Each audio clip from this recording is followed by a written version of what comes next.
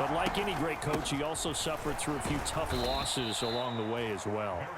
And Brandon, those tough losses came in high-stakes games because they always had such great success. Think about it this way.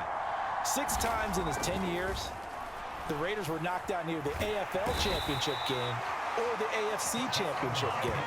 There might be a divisional round exit. That's the one that bothered him most of all. Three Rivers Stadium, December 1972. Yes, the Immaculate Reception game. Franco Harris grabbing the ball that was deflected. Almost at his shoe tops, he picked it up and took it in for a game-winning score to give the Steelers a 13-7 victory. And partner, anyone who loves black and silver still doesn't believe that ball hit anyone in black and silver that day, and that play should never have counted. Well, that's certainly playing down and distance very well by the defense, isn't it? Take whatever you want underneath by all means.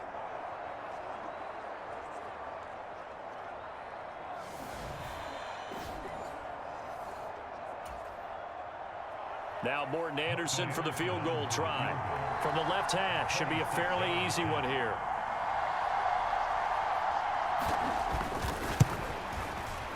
The Hall of Famers kick is good, and that will extend their lead even further.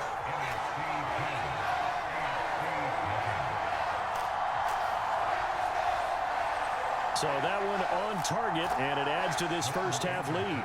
And maybe we're too early to worry too much about one-score lead, two-score lead, etc. But this is where you kind of start banking those points that come in helpful later on.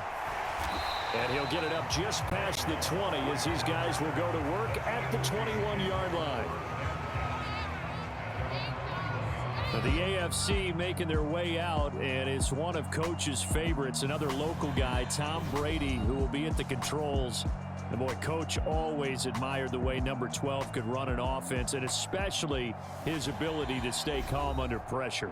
Tom Brady is a guy who's always looking downfield. He never looks at the rush. He hangs in the pocket, and he makes a throw. He's a cool guy, and he's a tough guy. Let me tell you, there's no one calmer in the pocket than Tom Brady. And I know that Coach has a great appreciation for Tom Brady, who turned 45 back on August 3rd, because Coach coached a guy like him in George Blanda, who played a long time in the NFL. In this game, it features legends and active players. Tom Brady qualifies as both. Back near his goal line, here's Brady, eluding the pressure right. And they'll mark him down right around the 9, just shy of the 10. Now the NFC going to call the first of their 3 timeouts, as they'll stop it with just over 40 seconds to go in the first half.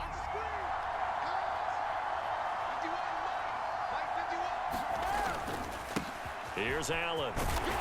And they'll bring him down here right around the 17-yard line.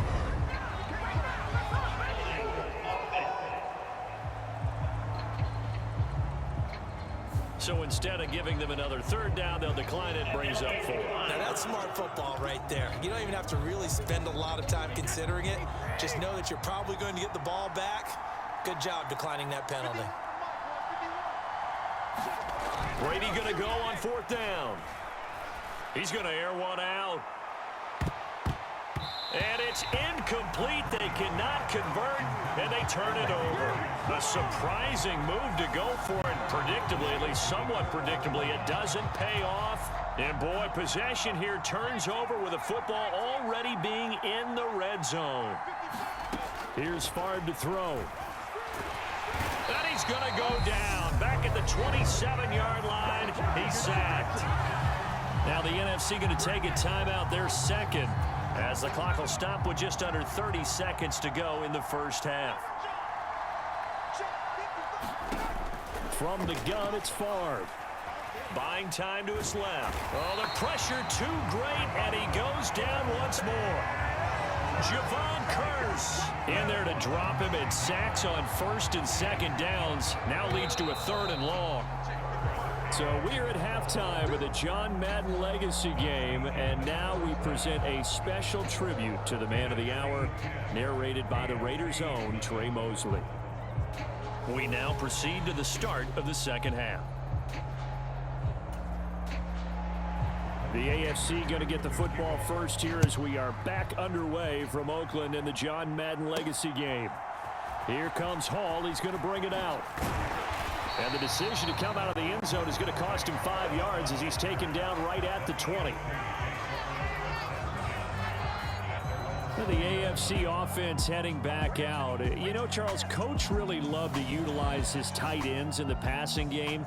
You think about Dave Casper, Hall of Famer for those great Raider teams. And I think he saw a lot of Dave Casper in an all-Madden staple, Tony Gonzalez. Tony Gonzalez is the type of tight end I think everyone's looking for. He's a guy that can make some big plays from that tight end position. Let me tell you, you better make sure you have him accounted for on every play. And that's exactly right, because Dave Casper, he could shred defenses down the middle of the field. And that's exactly what Tony Gonzalez did in his entire career. A 14-time Pro Bowl selection. Only Tom Brady has more. There's 6 guys in the 15,000-yard receiving club. He's the only tight end in there. Tony Gonzalez, every snap you had to know where he was because he could make plays short, medium, and long, and often put the ball in the end zone. Now on 3rd and long, they'll look to throw. And that is incomplete, but a penalty flag coming in. This could be a first down.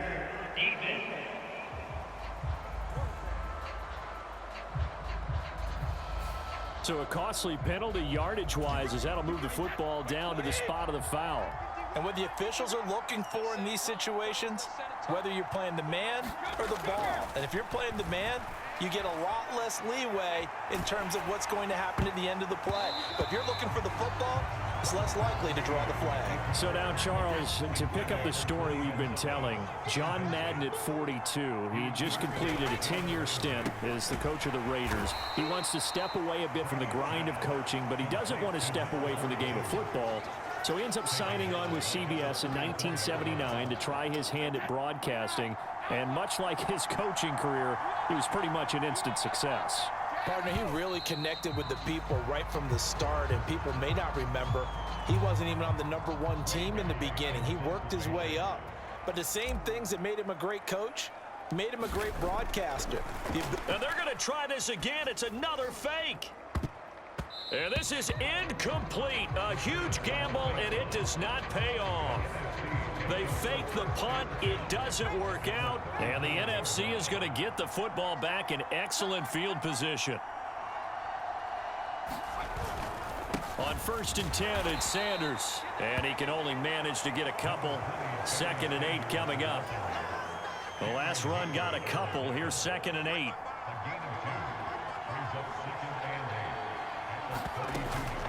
Another run here with Sanders.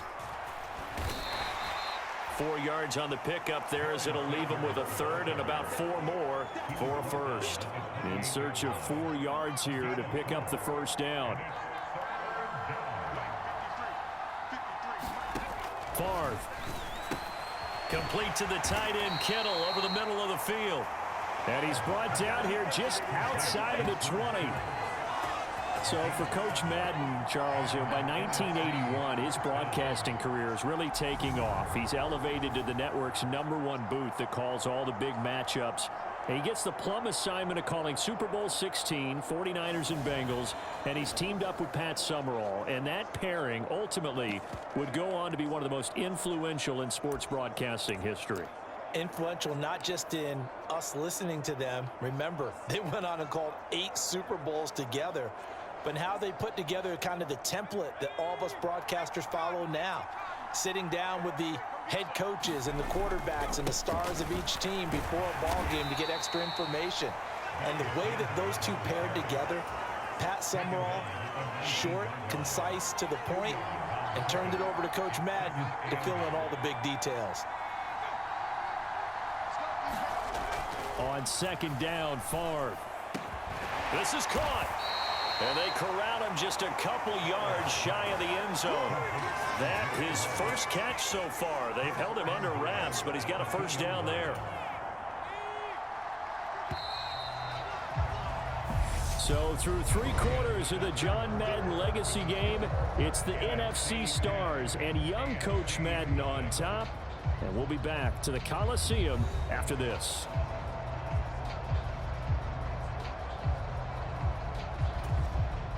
A good chance now to put this game on ice. This is 1st and goal.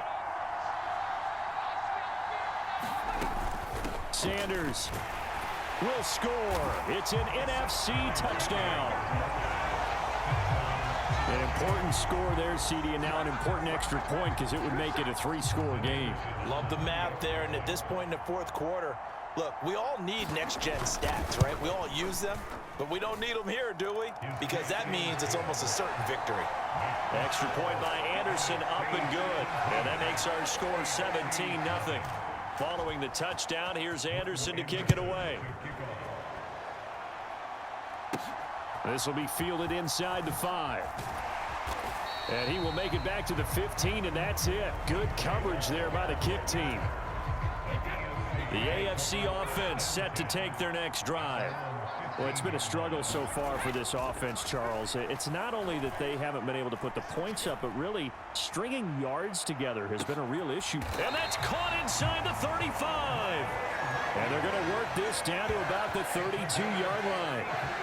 One of the good things about throwing it in his direction, he usually has the size advantage on those two-man catches. And what I like about his game is that he carries himself at his full height. He understands it's an advantage and uses it at every opportunity.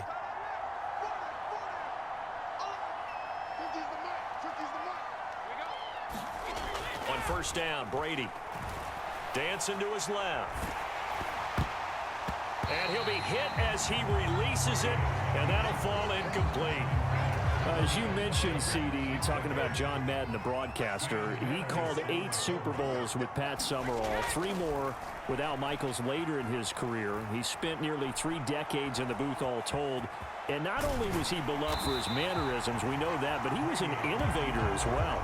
Yeah, Brandon, you're talking about things like the telestrator, which totally became identified with him, and now it's a staple for all analysts to have in the booth. And then you think about things like turducken on Thanksgiving, when he used words like boom and pow. He helped create the All-Madden team. He was a very popular commercial pitch man. And even the Madden Cruiser was unique, and you had to be someone to get a ride on it, too. Now, CD, we did get a little ahead of ourselves talking about John Madden, the broadcaster in the 90s and 2000s, because there was another product during that time period that he became quite famous for, and it's something that you and I know a little bit about, and that's the video game that bears his name. Originally John Madden Football when it was first released back in the late 1980s, and now known the world over simply as Madden.